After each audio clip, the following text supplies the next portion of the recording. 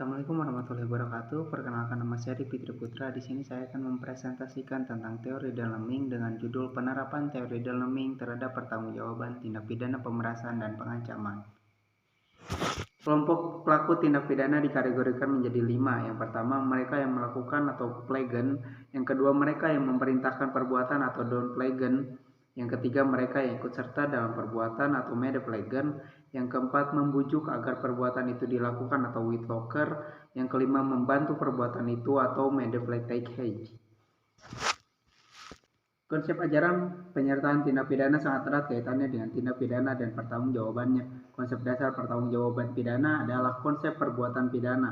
Pelaksanaan hukum pidana berkaitan dan tanggung jawab pelaku dengan membebankan sifat tercela dan tindak pidana kepada orang tersebut sesuai dengan peran dan kapasitas sebagai pelaku dan kontribusinya dalam mewujudkan suatu peristiwa pidana, sehingga harusnya diterapkan pada dia. Jadi, tolak ukur atau penetapan ruang lingkup pertanggungjawaban pidana sangat tergantung pada rumusan dan ruang lingkup tindak pidana yang telah ditentukan sebelumnya serta konsep doktrin partisipasi dalam tindak pidana positif. Unsur delik pemerasan. Salah satu perbuatan yang diancam dalam pidana adalah tindak pidana pemerasan dan pengancaman. Pemerasan adalah barang siapa dengan maksud menguntungkan diri sendiri atau orang lain secara melawan hukum, memaksa seseorang dengan kekerasan atau ancaman kekerasan untuk memberikan suatu barang. Menurut Adi Hamzah, ada beberapa unsur yang terpenting dalam delik pemerasan, yaitu sebagai berikut. Yang pertama, dengan maksud menguntungkan diri sendiri atau orang lain. Yang kedua, secara melawan hukum. Yang ketiga, memaksa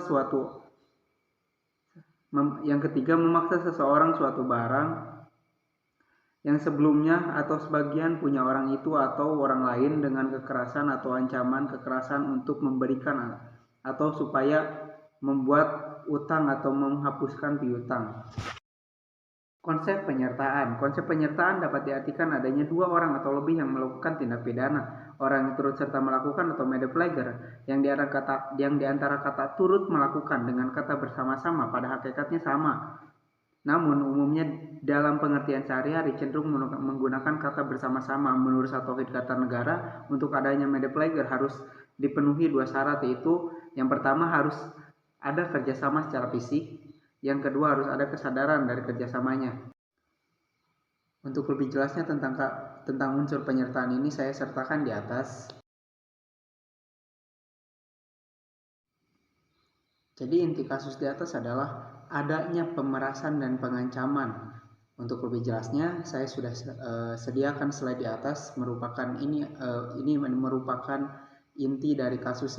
Kemudian di sini jaksa penuntut umum menuntut 5 pelaku dengan pasal 368 ayat 1 dan ayat 2 tentang pemerasan dan pengancaman, junto pasal 53 ayat 1 tentang percobaan KUHP, dan dakwaan kedua yaitu jaksa penuntut umum mendakwa para pelaku Ahmad Jalaluddin alias Jalal, Ibrahim Sakam alias Bram, Sudirman alias Dirman, Muksin alias Cin, dan Jadal Samudra alias Bagas dengan pasal 335 ayat 1 tentang perampasan kemerdekaan orang lain, junto pasal 55 ayat 1 tentang percobaan KUHP.